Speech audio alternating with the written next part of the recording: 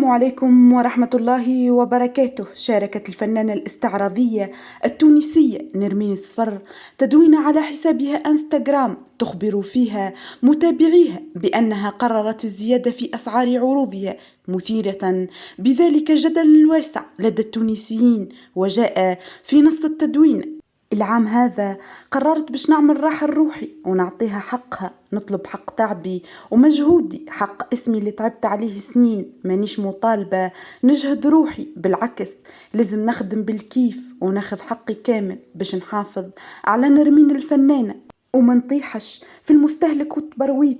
الديامونتا شم وخبي غير متاحة للجميع، اللي ما عندوش ما يلزموش.